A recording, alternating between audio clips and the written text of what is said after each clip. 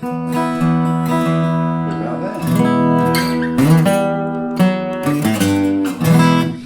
hey folks, I'm here with my BFF from GitCon and now my BFF from TGU, Mr. Steve from Boston. Hello. Welcome, man, welcome. Do you know what?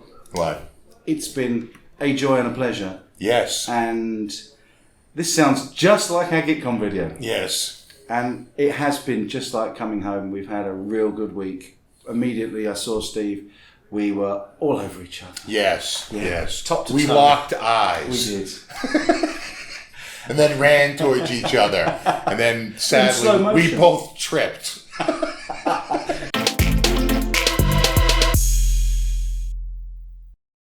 You weren't at TGU last year. No. I had no expectation for you to be here this year because I thought they were bringing people back. And when I saw you on the list, I was like, yes! Yay. Oh my God, I can't believe it. That's fantastic. Fabulous fun. I call these, yeah, look at these guys. I mean, seriously, we thought, seeing as I'm in the acoustic room today, Steve came and found me. He's done tons of videos for me this time. It's been absolutely marvellous. But we thought we'd give these a try, seeing as we're at Thomann, and this is the Thomann in-house brand. So what have you got there? Let's have a look. I have what I'm going to call a G-style guitar.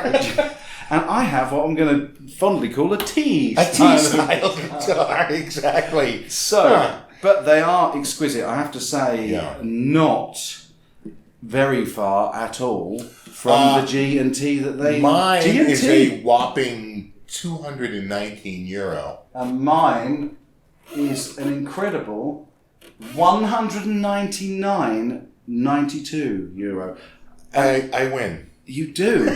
And I thought I'd picked up what looked like the most exquisite fancy guitar because it has got these beautiful inlays. I know. As has yours with those V's. They look really nice. Oh, I didn't even notice that. No, right. so we've both got we abalone have the inlays. inlaid bridge on this. Yeah, that's nice. And I've got a bat on my bridge. Do you like my bat? Oh, I did just do it right. This is the Batman type. Right. Beautiful headstock. Very nice pearl effect tuners. I'm noticing that we both have a kind of a funky figuring. It almost looks like a maple fingerboard that's been colorized. You see how it has like a little bit of... Yeah. I don't know what that is. It's almost like a flame in this one. Yeah, doesn't it? It really does. So I don't know if that's a... what do they call that? Ironwood? Or... Right, there's a few different substitutions for rosewood right now.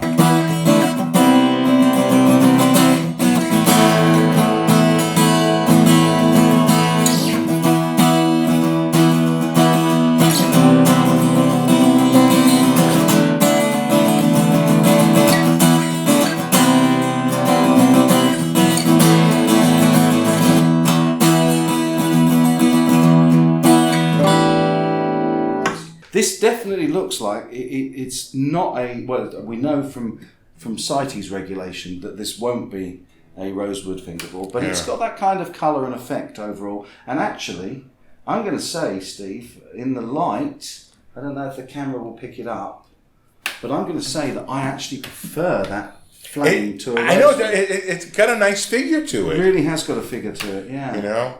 Yeah, beautiful. Very, very nice. Bracing looks good. The inside finishing quality looks great. I want to know where it's made. It's got to be made in China. Well, funny you should say that, but I said that about every Harley Benton I've seen, but then found out that a lot of them are made in Indonesia and in Vietnam. Oh, okay.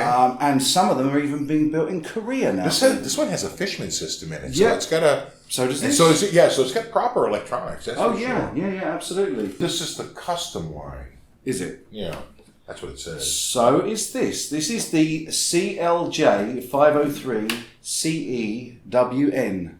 This is the Line King, LINEKING -CE. Right. BK, obviously for black. The last, I'm sure. Separate is the... So CE might be cutaway, electronics. Yeah.